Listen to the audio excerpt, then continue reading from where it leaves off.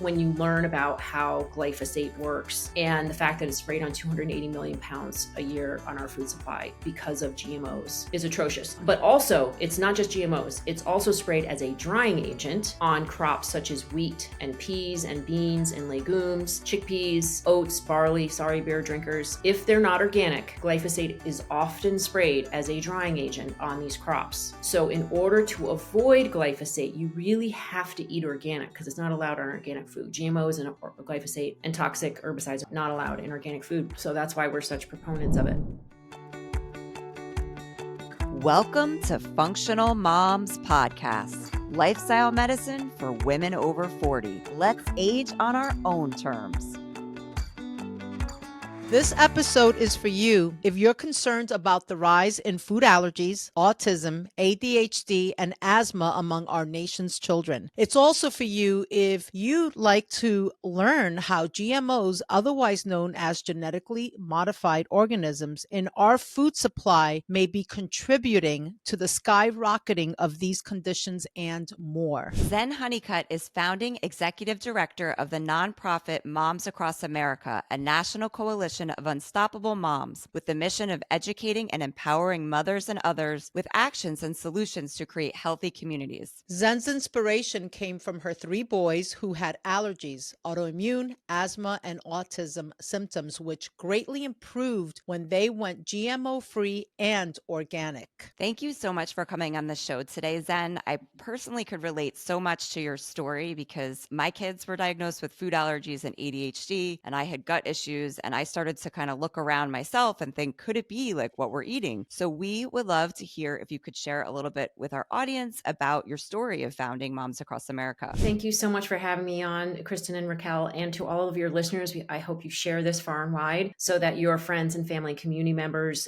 can also be healthy. And that's really sort of the foundation of how I got started when I realized that there were genetically modified organisms in the food supply. And I read some of the studies. This was back in 2012. I saw Robin O'Brien's TED Talk, Patriotism on a Plate. And then I watched Genetic Roulette by Jeffrey Smith. And I started looking into some of these studies because, there's a saying that goes, a worried mom does better research than the FBI. Got into that category of moms and just started researching the heck out of reading studies at 11 o'clock at night. And I found one study that showed that the 3rd generation of rats that ate GMOs, it was either GMO soy or GMO potatoes, they were sterile. And I thought that's not good for future generations. And I want my kids to be able to have children someday if they wish to, and to be able to experience the profound love that it is to be able to birth or, to witness your own child, that you have had a part in creating. And because that's profound. And I wanted them to be able to. And in order for that to happen, they would have to be with a spouse whose reproductive organs were working, right? Mm-hmm. And when I saw that study, I said, well, wait a second. This is not just my family needs to eat organic issue we'll get into GMOs and,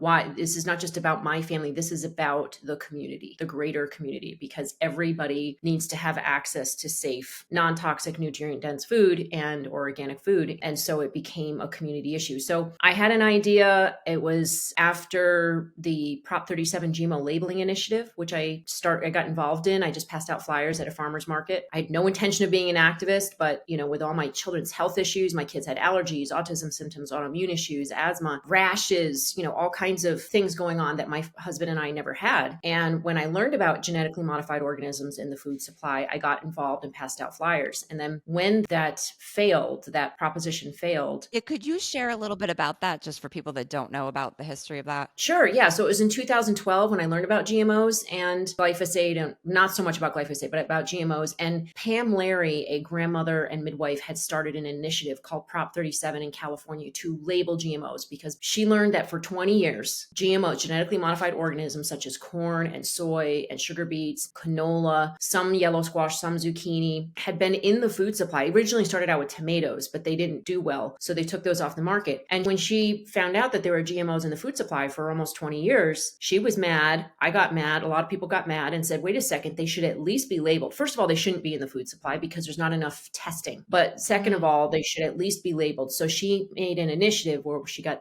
10,000 activists involved in getting signatures to put put it on the ballot. So it was on the ballot during the election when Obama was up for re-election and that year. And so when we found out that it didn't pass, I was crying in the parking lot. And my son, who was 9 years old, Ben at the time, said, well, you know, Mom, even Star Wars took 6 episodes. And I was like, yeah. And they had Wow. Yoda, you know, like they had a magical being, you know, the Force. And it still took 6 episodes. Apparently now it took 9 or 12, whatever it is. It's still going on, right? Mhm. So I said, you know, maybe it's just time for a new episode. Maybe it's time for me to, instead of helping out, like Wow. take on leadership. Like what if I took on that I'm the one to transform the food supply? And I don't mean by myself. I just mean I'm not going to wait for Jeffrey Smith or Pam Larry or Robin O'Brien to do it. I'm going to Yes. have a role in transforming the food supply. What could be possible if I did that? So the next day I got an idea. It was like a download. You know, it was one of those white light moments in the shower, just like it was, what if we joined into 4th of July parades all across America? We could reach thousands locally and millions nationally on a single day with a banner that says moms across America march to label GMOs, right? Like we kept that initiative going about labeling GMOs because Oregon and Colorado and Vermont, and there were many states that were fighting to label GMOs at the time. So what if we just keep this going and we raise awareness, and there's, you know, grandpa on the side elbows his wife, Mary, what's a GMO? And why are these moms marching about it, you know? And she just says, I don't know, look it up, you know? And they Google it and they find out about Monsanto and they go down that rabbit hole of how toxic their products have been, you know, aspartame and Agent Orange. And all of a sudden now they're major owners of the majority of the seeds in our country. And then the seeds have been genetically engineered to resist glyphosate, and 80% of GMOs are engineered to withstand glyphosate, otherwise known as Roundup. And they're spraying that on our food supply at the tune of 280 million pounds a year, just on the food supply. And then that, you know, it just opens up a can of worms, and they're like, maybe we should label GMOs, or maybe we should just eat organic, right? You know, that kind of thing. And so that's what we did. I started a website and a Facebook page. I had no idea of what I was doing. I just asked people for help, got some small donations here and there. And within 4 months of putting up our Moms Across America Facebook page and website, we had a reach and social media of 300,000 a week. And we had 179 groups join into 4th of July parades in 37 states. And within 5 years, we had over 600 leaders create over 1,000 events. They're all logged on the back end of our website, and reached millions and millions of people about the importance of knowing about GMOs and the toxic chemicals in the food supply. And I believe our moms have been at the forefront of shifting the marketplace to organic, which is now the fastest growing segment of the marketplace. For sure. And moms are such a driving force, which is such a great thing to get moms together because we're all looking around. Yeah, we buy 85% of the food, and women make 90% of household purchasing choices. So if you want to influence the marketplace at all, Yes. I would say target the moms. And, you know, we said, people ask why not moms and dads across America. Well, it was moms that started Moms Across America. People trust moms, and we make most of the purchasing choices. So we just thought, and, you know, it's just, we come from a place of love and being unstoppable and fearless, and Nurturing. it's not, as some people can see dads as a little bit more confronting, right? And moms are a little bit more like a warm hug. And so we want to, you know, put forth that energy of being empowering and compassionate and coming from that fearless place of love. Yeah, I think also moms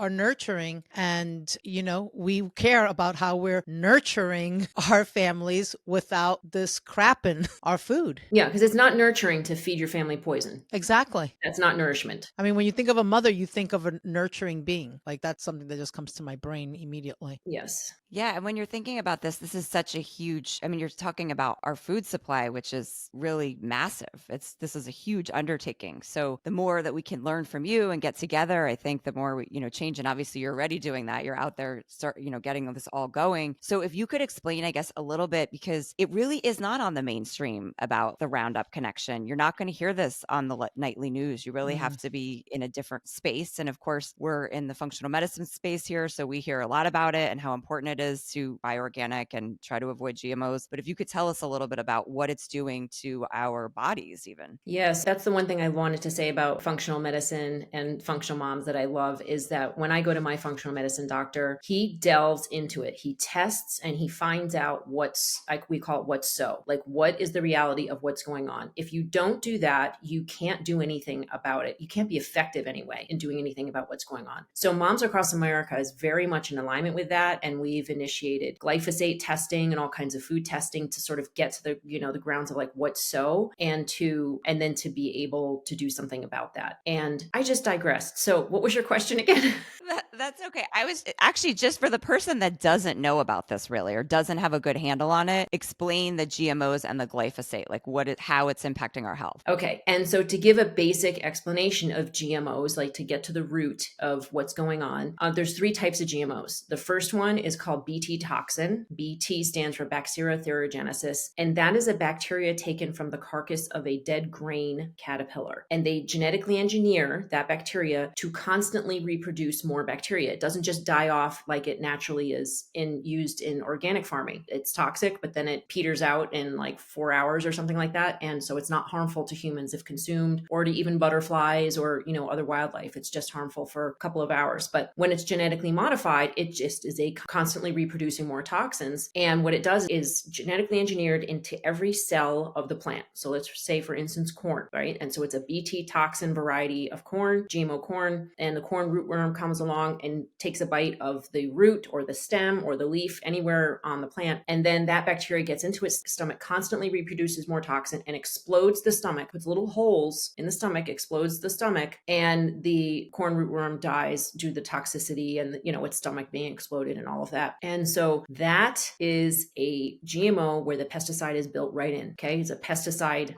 type GMO. You could imagine what might be happening to our children when they eat toxin corn in the form of corn chips or tortilla, if they're not organic. You've heard about the epidemic of leaky gut with holes in our guts. You don't have to be a rocket scientist to put 2 and 2 together there and to see what's going on, right? With the rise of 400% increase in allergies, which is basically leaky gut, where the food particle gets out of the gut. The body recognizes it as a foreign substance because it's not digested and it's in the bloodstream. And so it says, oh, wheat allergy, oh, egg allergy, oh, nut allergy, oh, allergies to things our kids were eating for years, or we've been eating for thousands of generations, right? All of a sudden, there's a 400% increase in allergies. I think there's a strong correlation going on here, right? So that's Bt toxin. Highly suspicious. Yeah, Bt toxin. And then the next type of GMO is called HT GMOs. Those are herbicide tolerant. Otherwise, most of them are known as Roundup Ready. And that's 80% of GMOs are engineered to withstand Roundup. Now, they could be both. They could be Bt toxin and HT toxin, right? But this is one variety. And so the HT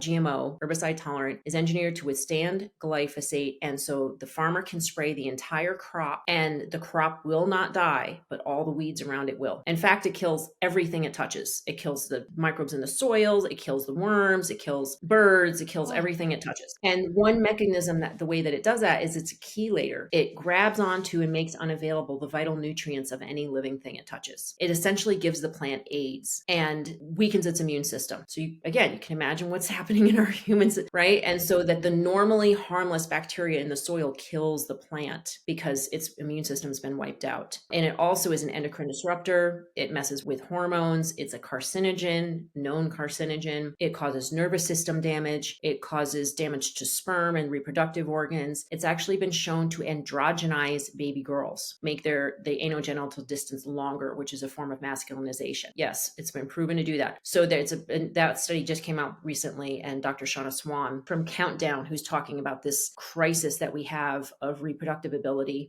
was highlighting that. So it is responsible or contributes to at least 40 Western medical diseases, medical issues, because of the way that it functions, right? It also is an antibiotic, by the way, antimicrobial. So it kills off the beneficial gut bacteria, which is the stronghold of not only the immune system, but of where serotonin and melatonin and some very essential hormones are held in the stomach, right? In the gut. And so when you do that, all of a sudden kids can't sleep. They have troubles with moods, with potentially bipolar and aggression. And those bad bacteria also proliferate. It's been shown to destroy the beneficial gut bacteria and allow for the proliferation of the pathogenic gut bacteria, such as E. coli and Salmonella. So then you've got raging UTIs going on, which increases antibiotic use. And you've also got this disruption of bad bacteria, which then results in the vagus nerve signaling to the brain, to the microglia cells, cells to go and attack. It's like bad guys in the gut. And when the attack in the brain is signaled, these excitotoxins start going off, and the brain neurons eventually get all hyped up and eventually die. So then you've got a lack of eye contact, right? A lack of ability to focus, brain neurons that aren't connecting and functioning as well as, and you've got learning disabilities, autism symptoms, which is what happened to one of my sons, and,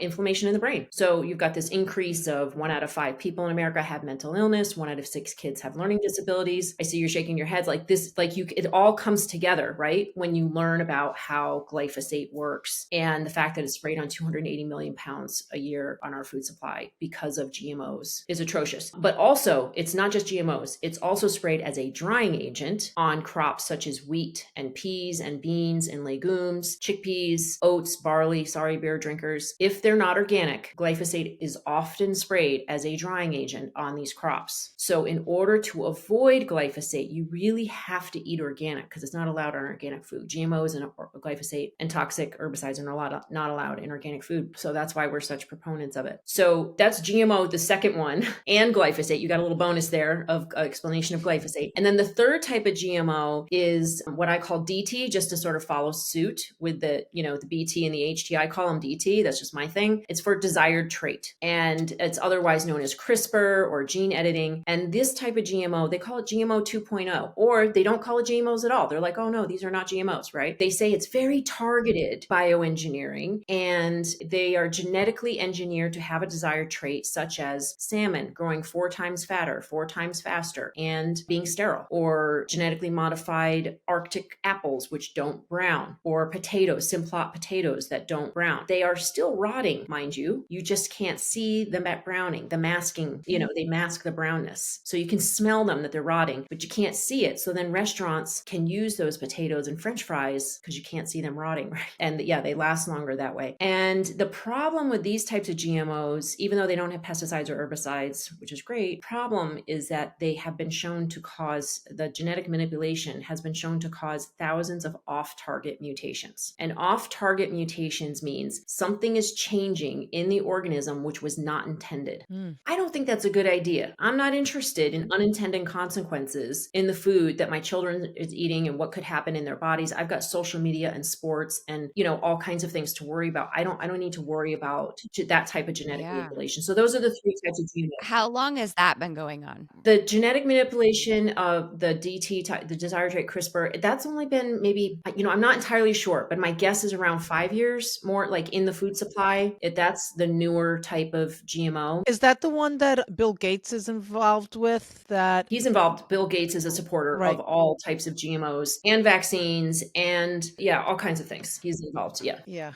It's like the mad scientist. That was a very helpful explanation because it is confusing. A lot of times I've heard of just the Roundup connection, but I hadn't heard about the drying that you're talking about because I wouldn't think, like you said, certain beans and things could be, and I never really thought of it that way. Yeah. So that opened my eyes. If they're not organic, beans, peas, legumes, wheat could be very high in glyphosate, and testing has shown that. Moms Across America initiated the first glyphosate testing in America in 2013 because we were told, you've got to fight this like a war. I didn't want to think we were going to war. I like to think of creating healthy communities, like we're creating something to empower. But they're like, no, you're fighting Monsanto. This is a war. You need to study, you read The Art of War by Sun Tzu. And so I did. Yeah. And they said, you've got to study the enemy. So I studied the enemy and I watched a panel on the Heritage Foundation. There was a woman there saying, our biggest problem are these mom bloggers who are talking about their kids getting off GMOs and eating organic and their kids getting better, which was me,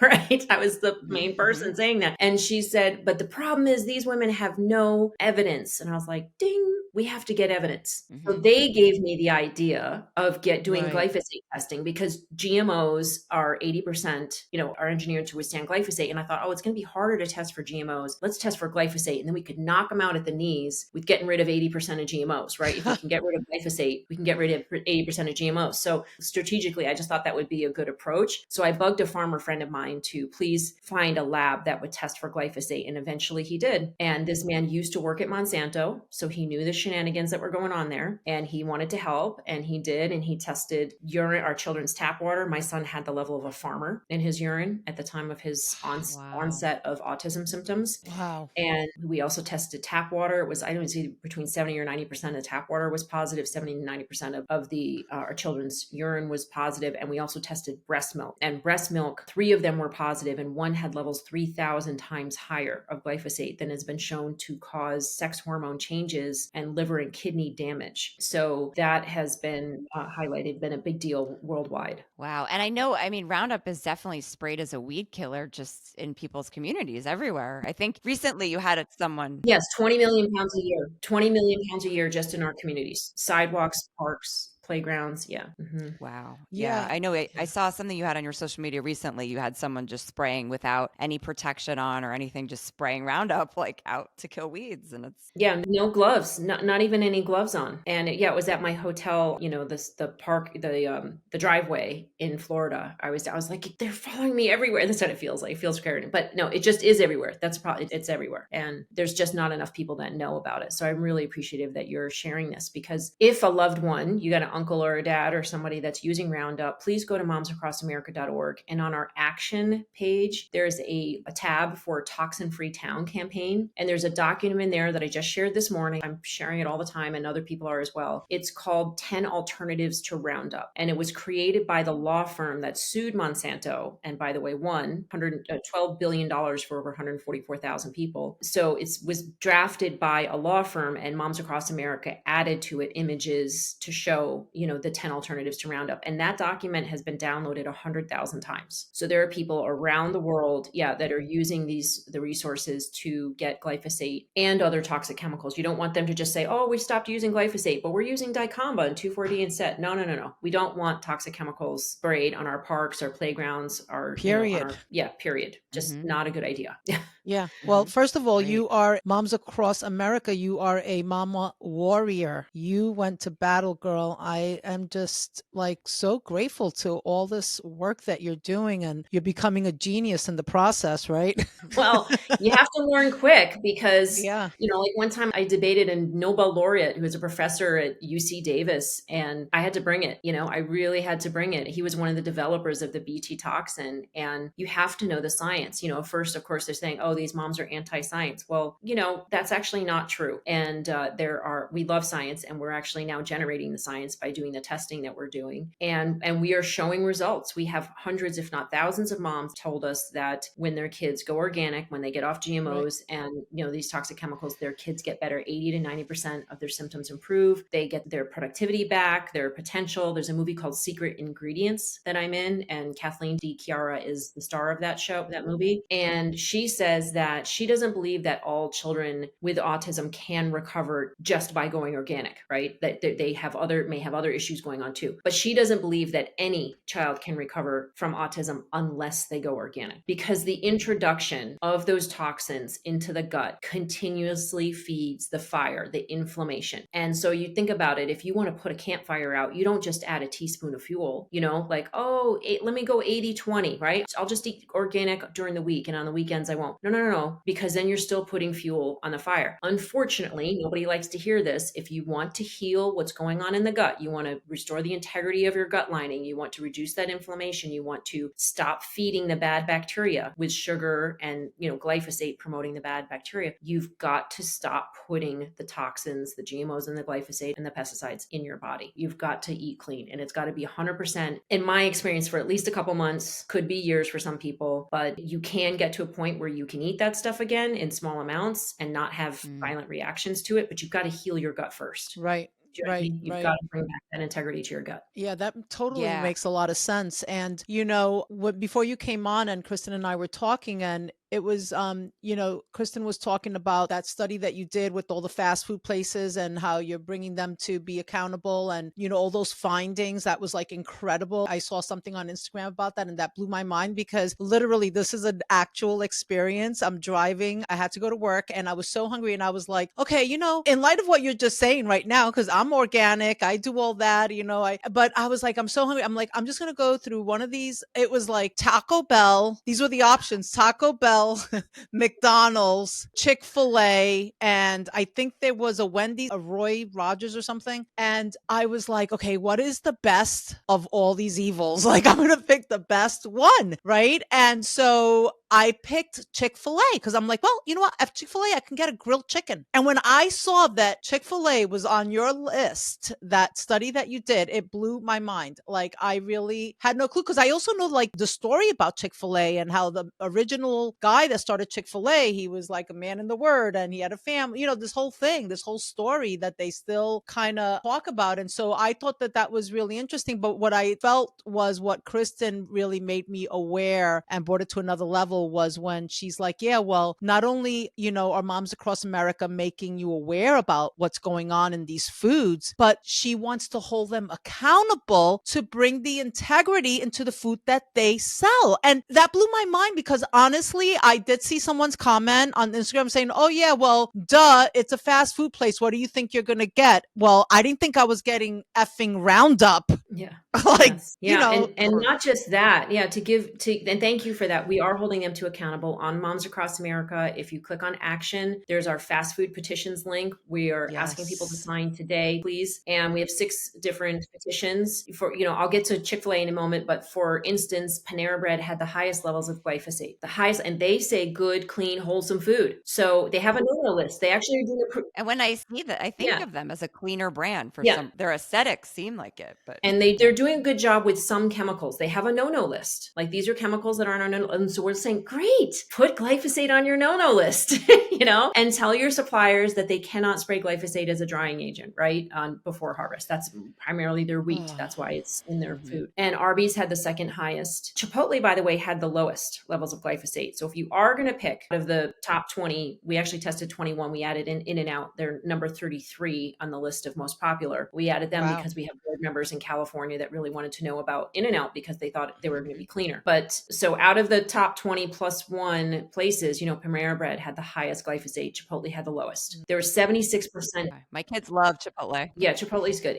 But all of them pretty much most of them had pesticides too. 76%. So 100% of the fast food samples we tested, or the fast food brands, 100% of the fast food brands we tested. And I think it was 100% of the samples too. I'd have to look back at that. We tested 42 samples. 100% of the sample of the brands had glyphosate in them. And out of the pesticides that we tested, the 42 samples, 76 of the brands had pesticides in them. The highest levels were in Domino's and Pizza Hut. And the disturbing thing about the harmful pesticides, so this does not include glyphosate, right? That's an herbicide. The pesticides we found in Pizza Hut, for instance, we tested their pizza, we tested their cheese and pepperoni pizza, and we also tested their vegetable top pizza. The vegetable top pizza was the one that had the harmful pesticides in it. The plain one, with the pepperoni and the cheese, no harmful pesticides. So it's which makes sense, right? You spray the vegetables to get rid of pesticides, but that people think when they're ordering something with vegetables, they're getting something healthier. But actually, you are if it's not organic, you are dramatically increasing your consumption of pesticides. So that was very disturbing. And then heavy metals were found in 100% of the fast food brands. And the highest level was in In-N-Out French fries. We were very disturbed by that because In-N-Out is trying hard to do a good job to source, cleaner products. The problem is that a lot of farmers that farm, say, organically, they don't use straight up synthetic chemical inputs like phosphorus and magnesium and, nitrogen, all this. They don't use chemical inputs. So they use manure, and manure often comes from confined animal feeding operations, right? Where there's thousands of cows and they're all eating GMO grains sprayed with glyphosate, which does not wash, dry, or cook off. It gets into the animals, it gets into their milk, it gets into their meat, it gets into their tendons, all of that stuff. So unfortunately, the heavy metals, I was just talking about the heavy metals, right? Sorry. Yes. I just talked about heavy. Oh, yeah. Okay. So unfortunately, the pesticides contain heavy metals because they contain ingredients from big oil sludge, right? So that oil, the petroleum products contain heavy metals. They get eaten by the animals. Again, those heavy metals don't just go away, and they go in their feces and they go into the soil where organic farmers farm. And so some organic foods, especially sweet potatoes and potatoes, can have even higher levels of heavy metals than conventional, unfortunately. Wow. Okay, that's very surprising. right, that's it's like you think you're buying organic and you're still getting to you. It could. It's not across the board, but it could be. There could Right, be. And right, that's the only explanation that we can come up with right now. And then right. the other thing we tested for was veterinary drugs and hormones. And that's where we found 40 to 60% of the top 10. We only tested 10 because it was very expensive. 40 to 60% of them contained antibiotics that can cause the hind legs of dogs and horses to go paralyzed. It's very toxic. Yeah. 40 to 60% of these top 10 fast food brands that were tested. And then we found an aviary contraceptive in the Chick-fil-A sandwich. So that's why you brought up Chick-fil-A, Raquel, right? It was an Yes. aviary contraceptive that we found. It's also an anti-parasitic for a very common chicken disease I think it's called cocciditis. I might not be pronouncing that right, but it's a very common chicken disease. But that anti-parasitic can only be given to chickens who are meat birds, not who are egg birds, because if they give it to egg birds, it will prevent them from laying eggs. And it's commonly used on pigeons and geese, around airports and state capitals and places like that. So it's a commonly known aviary contraceptive, and it was found in the Chick-fil-A sandwich. And when we look back at our data from school lunches that we tested the year before, we found it in 4 samples of school lunches. That's 10% of the That's samples were positive. horrendous. Yes, and this could be being consumed on a daily basis by our children with unknown human effects, right? And the EPA. Yeah, I was going to say, what would that do? Like, could that affect your fertility I as you would think our grow? taxpayer dollars should be going towards finding out what they're doing, right? To what that could be Mm-hmm. doing to our children, instead of going towards, creating more chemicals and more. Feels like there's an agenda, honestly. I just feel like there's such an agenda like that goes on such another level, but whatever. Yeah, well, regardless of whether there's an intention or not, like I don't like to Right. interpret people's intentions, Sure. but it's the cold hard facts are out there now Right. that this is happening. And if our government is not responsible for regulations that will prevent this from happening, then they are, that's criminal neglect, basically, in my opinion, right? They if you know something and you don't do anything about it, you're a major part of the problem, Right. whether you were Right. intentionally doing that in the first place or not. But what I do know is that when a woman is pregnant with her baby daughter, she's also pregnant with her grandchildren, because there's only a finite number of eggs that form in that baby, in the fetus, right? That fetus will be born with all of the eggs that she will ever have. So essentially, you're pregnant with your grandchildren, right? That's amazing. So if that baby girl goes to a public school or whatever school and is consuming something on a daily basis that is an aviary contraceptive, who knows what it's doing to that egg supply and her ability to have children, therefore your grandchildren, right? Sure. Wow. We don't know what multi-generational impact of this will be. And who knows what it's doing to boys and their testosterone levels and all of that. Who knows? We have no idea. So that was a problem. And then we also found minerals to be very, very low, so low, for instance, that, minerals were so low that you'd have to eat 9 servings of Chick-fil-A chicken nuggets in order to get your recommended daily level of copper. And copper is very important in the balance of zinc, and children with autism have an imbalance of copper and zinc. So I just thought that was, statistic was important to know. And also, we found 0 levels of vitamin B9 and B12, very important for prefrontal cortex decision making good decisions. And we found such low levels of vitamin B3 that you would have, as women, would have to eat 333 Chick-fil-A sandwiches in one day in order to get your recommended levels of vitamin B3. And a man would have to eat 380. So I call that the high cost of cheap food, right? You're really not getting the nutrients and the food that you would, not even anywhere near of what you would need in order to function properly as a human being. And we're just not thinking of it that way. Like, you're thinking, well, it's a sandwich. How bad can it really be? It has some protein and some carb. It's just, you're not thinking of it that way. So when you break it out like that, you really realize how little nutrients you're getting out of the food. And so many kids live on this. Like, many families eat this a couple times a week. Well, that's the point. That's why we tested fast food, because we found out actually fast food suppliers supply the school lunches. And for some kids, that's the only food they eat all day, is they eat breakfast and lunch at the school. And it's being supplied by Domino's and Pizza Hut and Taco Bell and, right, the burger companies. And so we were like, well, we got to get to the source of that. And we found out the school lunches were, 93% positive for glyphosate, 100% positive for heavy metals, very low in minerals. And so this is really a health epidemic that could be preventable if we had access to safe, non-toxic, nutrient-dense food.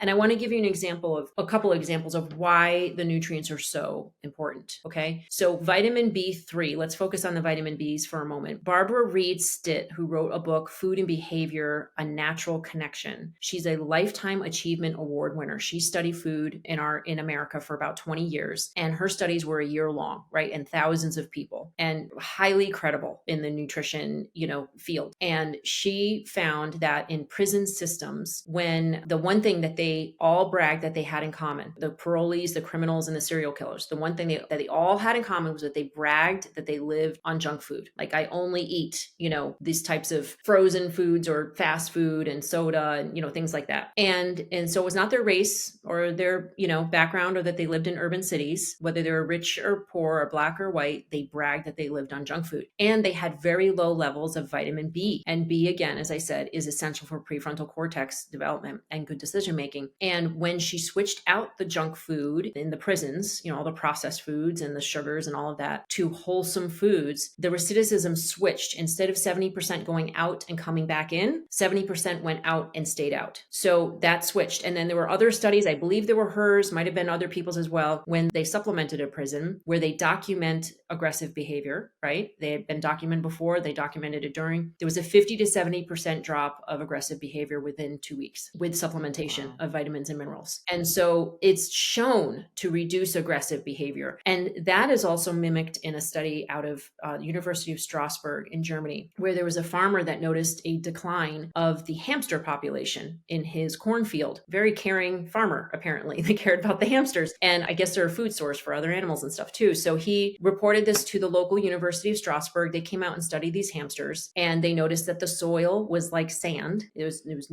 hardly any nutrients. It was a monocrop cornfield. We know what that means: pesticides and herbicides, right? Probably GMO. And so they noticed that the mother hamsters had a very disturbing behavior. They were eating their young on the first day of life. They were cannibalistic hamsters. And when they tested these cannibalistic mother hamsters, they found that they were completely devoid of, guess which vitamin? Vitamin B3. And when they administered vitamin B3, the cannibalistic behavior completely stopped. Wow.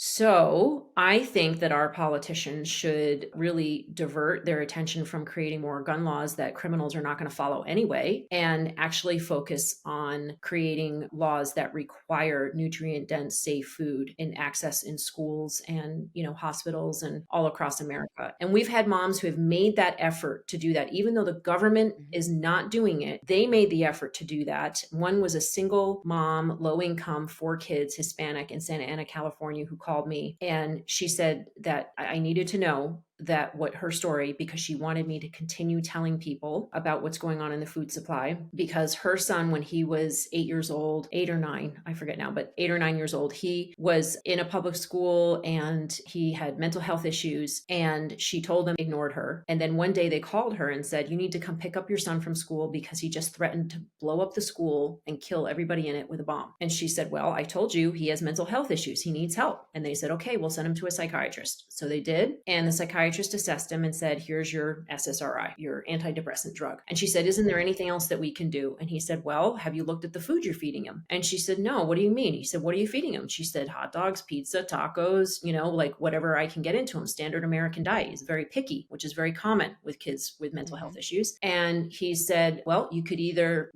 have you thought about the pesticides and the GMOs and the toxins and the food dyes and additives, all that stuff, preservatives? And she's like, no, I haven't. He said, well, you can either feed him organic or you can give him this drug. So she went organic. She did, and you can eat organic rice and beans every day, and you're going to get a lot more nutrition than eating some of this other food that's out there. So she fed him organic food, and within 2 weeks, the school principal or teacher, somebody from the school, contacted her and said, we don't know what you're doing, but this is a completely new human being. Please keep doing what you're doing. And she called me that particular day because it was the day after the school shootings in Florida. You remember those? And she said, my son is now 17, and I know that he would have been one of those kids that was going out and getting a gun at Walmart and shooting kids at his school, but he will not do that because he's eating organic, he's healthy, he's responsible, he's working on community gardens. And I thought, wow, you know what you did? You gave your kid a new future. And I told her, you gave him a new future. You gave everybody at the school a new future, because that's not the future they were going to have, right? And they are now not going to be suffering from trauma. Them, and all their family members, all their friends, because of a school shooting. And you might have even given our country a new future because, your son could run for office or create a product or a service or touch the lives of millions of people. Yes. And so that's why we're doing.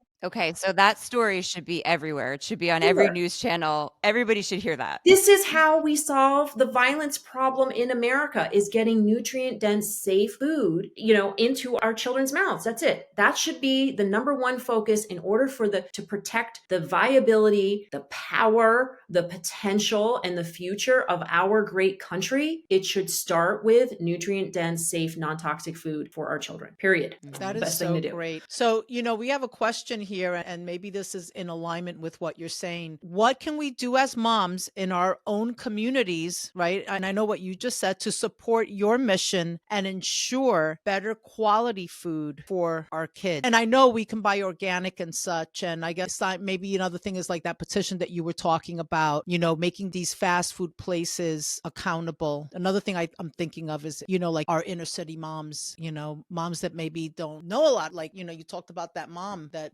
had no clue. She was just feeding her kid hot dogs, a standard American diet. But what else do you think like we can do in our communities to support your mission, which is our mission, like as moms? Well, you can get involved. Donations are always welcome. We need them for more testing. We would really appreciate that. We have our Moms Connect call on Monday nights as well. You can come on our Moms Connect calls and ask questions, get involved. Yeah, those are Monday nights at 7 p.m. Eastern time.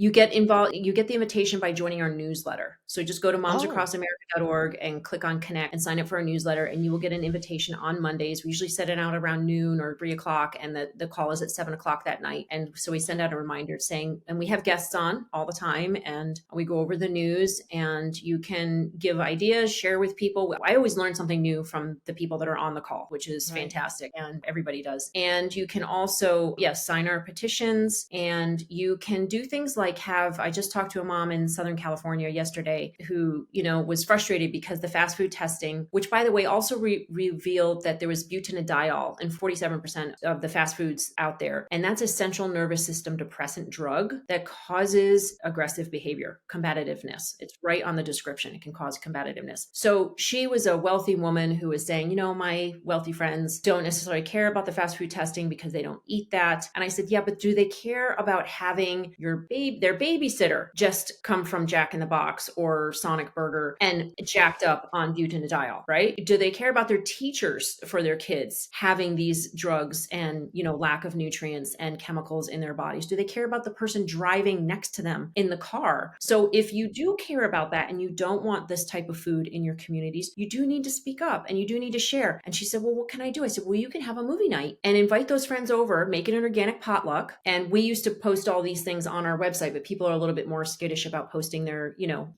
whether it's their home address or a library or something, not as likely to post publicly now events. But a lot of people have events like that, movie nights, organic potlucks. You get your family and friends together, your community together. You show a movie like Secret Ingredients that I'm in that shows the kids getting better. GMO OMG, I'm not in that, but it's a great movie. Also Modified, I'm also in that one about the breast milk. And Jeffrey Smith's movie Genetic Roulette. I also have a movie on YouTube that's free. It's called Communities Rising that I made about my family going cross country and the toxin-free tour. So there's a lot of, and we have on our database on our website, I think it might be under about or data, we have a list of movies that you can show. And so I made a commitment at one point to do that once a month. And it was a great way to connect with the community. Also have a potluck with organic food. When you stipulate organic, people make a little bit more of an effort and they're like, what can I get that's organic? And they go, and then they just start looking for it in the store. And they're like, okay, maybe I'm not going to cook something, but I'll bring organic lemonade, you know? It's like at least they're making that effort to purchase organic. Wow. Yeah, that's a great idea. I love that, just getting together a kind of grassroots community. That's amazing. Mhm. And it's easy to do. That would be easy for us. Mhm. Yeah, that's wonderful. Thank you so much. I'm just like completely in awe of you, Zen. Thank you so much. And I'm going to be mindful of our time today, but Zen, what are two things a person can do today if they are concerned about GMOs and pesticides in our food supply? Like two things that they can do like right today. Right. Today, you can throw out the food in your pantry that is not organic that you eat the most of. So, for instance, let's just say you eat bread and pasta or crackers every day. Get rid of those and go to the store and buy those types of foods organic. That is Okay. the things that you eat the most of. And then the second thing I would say would be, to get right down to the bare bones of it, look at your budget and get down to your budget and say, okay, maybe I don't need to buy a new phone. Maybe it just needs a new battery, is what I just learned with my phone. I don't need a new $500 phone. I just need to get my phone a new battery for $79, right?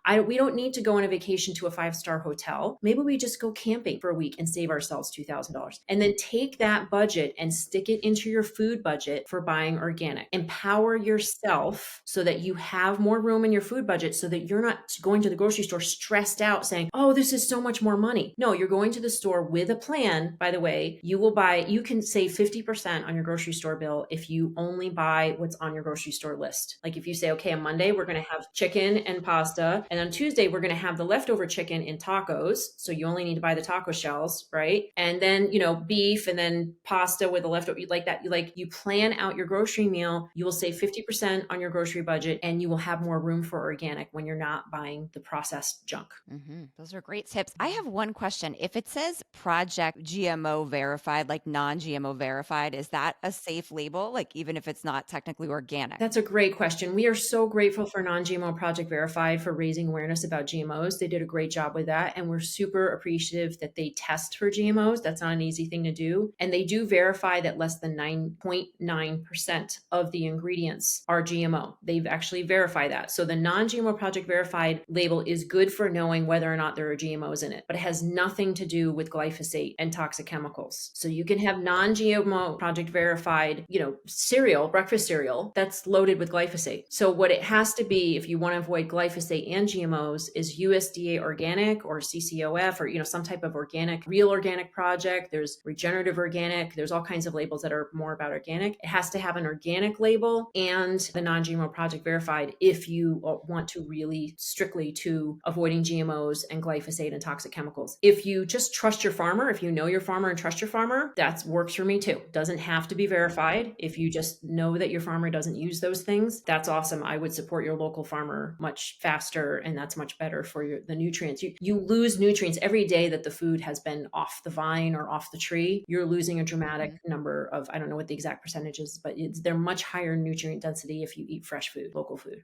I have a quick question about the farmer thing. You just said that, and I'm like, wow, I should really start figuring out how to create a relationship with my local farmer. I live down the Jersey Shore. How would you go about figuring out what farmer to trust? Like, how would I go about that? That's really great. So there's a website where you can find CSAs, Consumer Supported Agriculture, in your neighborhood or in your area. I don't know the exact name of the website. It might be like CSA Association or something like that. It's something with CSA in it, but just Google CSA and put in your county name and something should come up for that. There's also a website called Farm Match, which matches up farmers. I think might be with restaurants and schools and things like that, but it could also be with your local, your local people. And there's also an app called Get Farmish, and it might be Farmish, but on the website or the app is called Get Farmish, GET Farmish, FARMISH, which is started by a mom. Could be a very good guest for you, by the way. And it connects neighbors who have extra eggs with people who have extra zucchini, who people have extra lemons, right? And so neighbors start sharing food with each other, which was one of the outcomes of our program, Neighborhood Food Network. We started Neighborhood Food Network, where people grow food and connect with each other, and then they start sharing food. So that's a really good way to go too, is then you're just getting food from your local neighbor that has too many eggs, and you know for a fact that they feed them organic feed, right? Not GMO feed. What a cool idea. With glyphosate, yeah. And so that's a really good connection as well. Get Farm Match and your local CSAs. Okay, we will definitely put all this in our show notes. And I want to highlight that you can connect with Zen and Moms Across America on Facebook, Instagram, YouTube, TikTok, and Rumble. And their website is www.momsacrossamerica.com. Anything I missed there, or is that? Or .org too, momsacrossamerica.org Okay. as well. We're